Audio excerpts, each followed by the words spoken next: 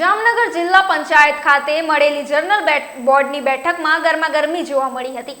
આ વખતે વિપક્ષ કરતા પણ શાસક પક્ષના સભ્યોએ વિવિધ મુદ્દે આક્રમક વલણ અપનાવ્યું હતું। સભ્યોએ સુજલામ સુફલામ યોજના હેઠળ તળાવ ઊંડા કરવાની કામગીરી માત્ર કાગળ પર હોવાના આક્ષેપ કર્યો હતો અને તેની તપાસની માંગ કરી હતી। આ ઉપરાંત આરોગ્ય શાખામાં તાજેતરમાં થયેલી ડોક્ટરોની ભરતીમાં અધિકારીઓના સંતાનોને જ પસંદગી મળ્યાનો સવાલ પણ ઉઠાવ્યો હતો।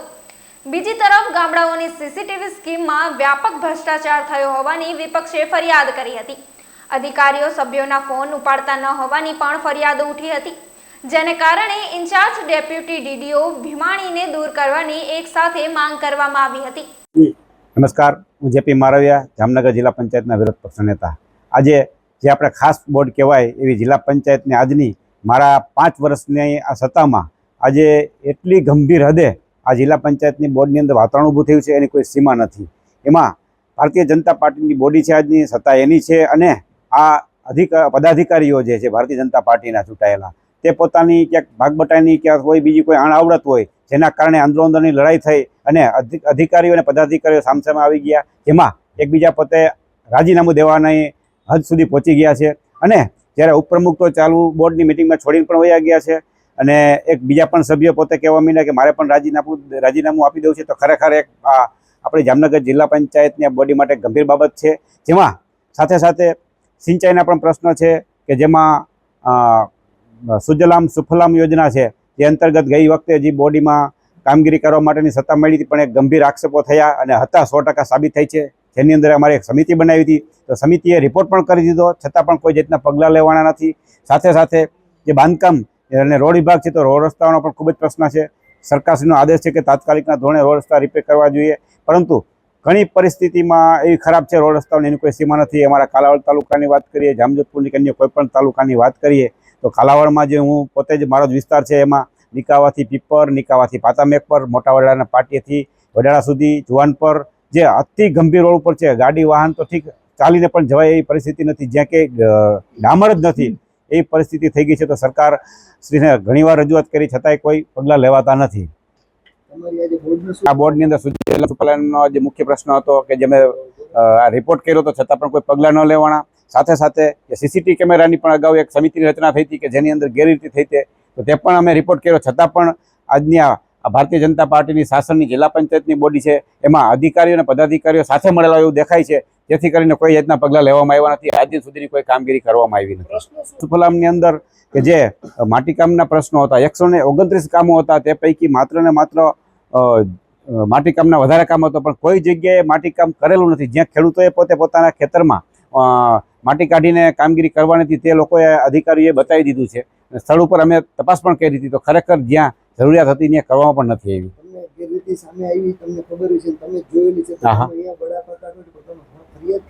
ફરિયાદ પણ અમે કરી છે, ના ઓફિશિયલી અમે રિપોર્ટ કરીને આપ્યો।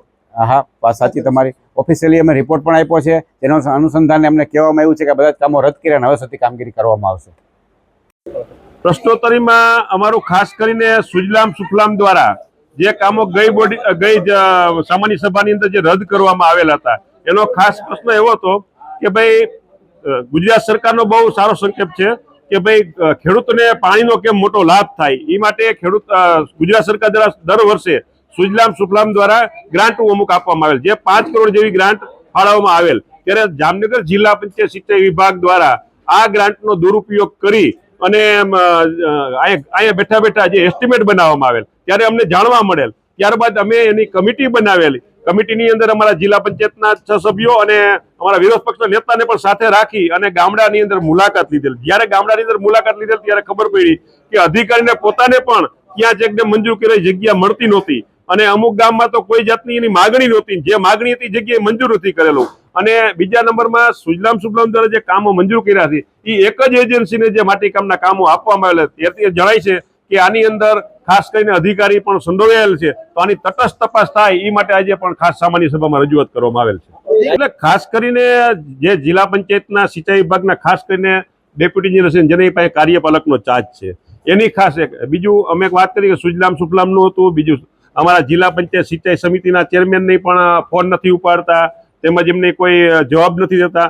તો એવું અમારે જામજોધપુરનું સોખથી સિંચાઈ યોજના દ્વારા જે 6 થી 7 કરોડના ખર્ચે સરકારશ્રીએ એક ડેમના કામનું મંજૂર કરેલ છે. એ કામના ટેન્ડરો માગવામાં આવેલ ત્યારે 7 ટેન્ડરો ટોટલ આવેલ અને 7 ટેન્ડરોમાં 4 ટેન્ડરો રદ કર્યા. એના માનીતા જે 3 ટેન્ડરો હતા એ ખોલવામાં આવ્યા અને ઊંચા ભાવે આ કામ એમને પોતે કામ રાખેલ છે. એમાં અમને એવી શંકા છે કે આમાં અધિકારી પોતે પણ સાથે સામેલ છે. એટલે આ બહુ એની તપાસ પણ ખાસ થાય એ માટે અમે આજની રજૂઆત. ઈ પણ વાત કરેલ છે કે જો આની તપાસ નહીં થાય તટસ્થ નહીં તો ઘણા પણ જિલ્લા પંચાયત સભ્યો એવા હતા કે અમે ભાઈ એમ રાજીનામા પણ દઈ દઈશું. કારણ કે આ તો બહુ ગંભીર બાબત કહેવાય. કારણ કે અમને જે પ્રજાએ ચૂંટીને મોકલા હોય તો ખાસ કરીને ગામડાની અંદર ખાસ કરીને અમારા નાયબ જિલ્લા વિકાસ અધિકારીના જે ચાર્જ છે જે ભીમાણીભાઈ પાસે છે, તો એમની પાસે હવે અમારે નવા જિલ્લા વિકાસ અધિકારી નાયબ જિલ્લા વિકાસ અધિકારી મેડમ આવી ગયા છે. તો વિકાસનો ચાર્જ જે જેમની પાસે છે એ ચાર્જ અમને આપવું જોઈએ. એ માટે ખાસ પણ રજૂઆત.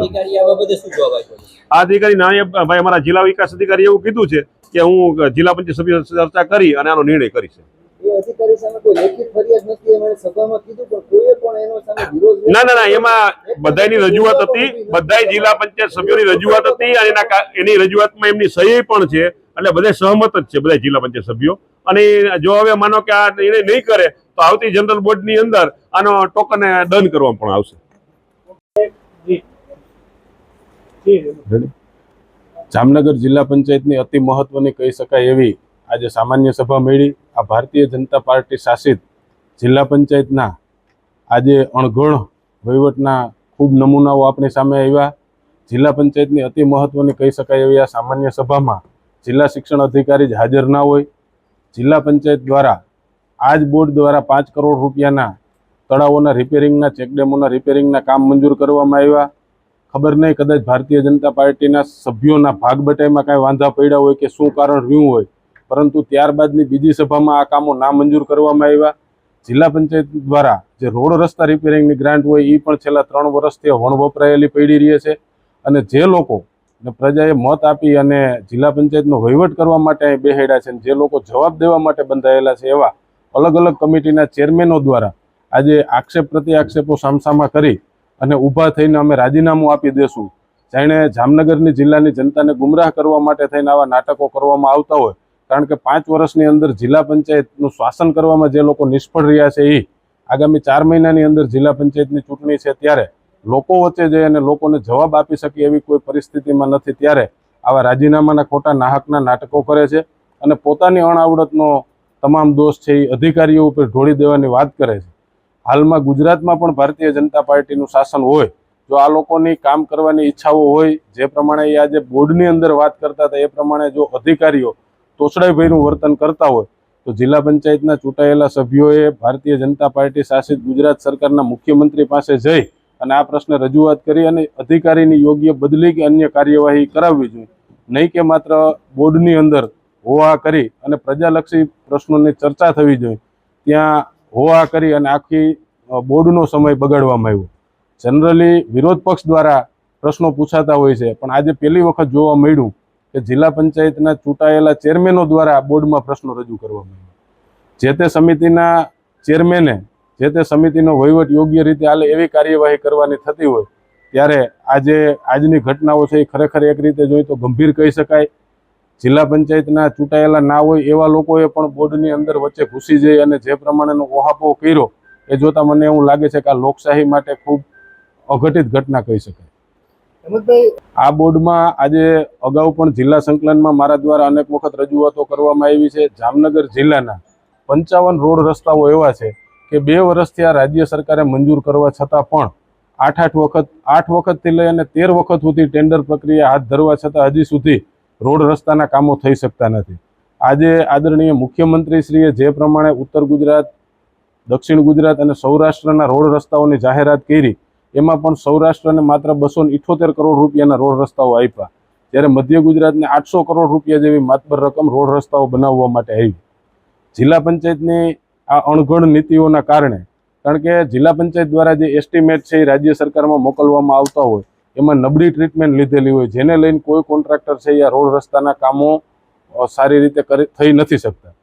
આને લઈ અને આગામી સમયની અંદર, ટૂંક જ સમયની અંદર 2 થી 3 દિવસની અંદર હું જે રસ્તાઓ ખરાબ છે એ ગામથી લઈ અને તાલુકા મથક સુધી પદયાત્રા યોજીને રાજ્ય સરકારનું આ અંગે ધ્યાન જાય અને જામનગર જિલ્લાની જનતાને, કારણ કે 50 રસ્તાઓ, અંદાજિત 200 જેટલા રસ્તાઓમાં 50 રસ્તાઓની જો આવી હાલત હોય તો બીજા રસ્તાઓનું શું હોઈ શકે એ આપણે સૌ સમજી શકીએ. ત્યારે આ અંગે વિરોધ પક્ષ છે એ સતત એમની ભૂમિકા ભજવતો આવ્યો છે, પણ ક્યાંક ને ક્યાંક રાજ્ય સરકાર અને જિલ્લા પંચાયત બંને સારા રોડ રસ્તાઓ બનાવવામાં સદંતર નિષ્ફળ રહી છે. સુજલામ સુફલામમાં જે પ્રમાણે ચૂંટાયેલ બોડીના જિલ્લા પંચાયતના ભારતીય જનતા પાર્ટીના સભ્યો જે પ્રમાણે રજૂઆતો છેલ્લી 3-4 જનરલ બોર્ડથી કરી રહ્યા છે, જો એમના આક્ષેપો સાચા હોય તો મુખ્યમંત્રીશ્રીને કે સિંચાઈ મંત્રીશ્રીના ધ્યાને આ વાત મૂકી અને તાત્કાલિક એવા અધિકારીઓ ઉપર પગલાં લેવાવા જોઈએ. પણ ક્યાંક ને ક્યાંક એમના આક્ષેપોમાં દમ નથી, કારણ કે આખી ઓનલાઈન ટેન્ડર પ્રક્રિયાઓ હોય છે. ત્યારે હું કોઈ અધિકારીને બચાવવા કે કોઈ પદાધિકારીને વિરોધ કરવામાં આ વાત નથી કરતો, પણ આ વહીવટ કેવી રીતે સુપેરે હાલી શકે એની તમામ જવાબદારી જિલ્લા પંચાયતની સત્તામાં બેઠેલા ભારતીય જનતા પાર્ટીના સભ્યોની હોય છે. સૌથી મોટી અઘટિત ઘટના કે દુર્ઘટના એવી કહેવાય કે 5 કરોડ રૂપિયા જેવી રકમ તળાવો ઊંડા ઉતારવા અને નાના ચેકડેમો રિપેર કરવાની જે રાજ્ય સરકારમાંથી મંજૂર થઈને આવી હતી એ પરત ગઈ. એ સૌ માટે એક નીચું જોવા સમાનની આ ઘટના છે. આમાં જે જવાબદાર હોય, અધિકારીઓ જવાબદાર હોય તો અધિકારીઓ સામે પગલાં લેવા જોઈએ અને 5 વર્ષની અંદર જિલ્લા પંચાયતના જે સભ્યો છે એ પોતાના વિસ્તારના કામો નથી કરાવી શક્યા, ત્યારે એને આગામી 4 મહિનાની અંદર પોતાનું રિપોર્ટ કાર્ડ લઈ અને પ્રજાની વચ્ચે જવાનું છે. મને વિશ્વાસ છે કે આ વખતે ભારતીય જનતા પાર્ટીથી લોકો કંટાળી ગયા છે અને આગામી સમયની અંદર આ અંગે લોકો યોગ્ય ચુકાદો આપશે.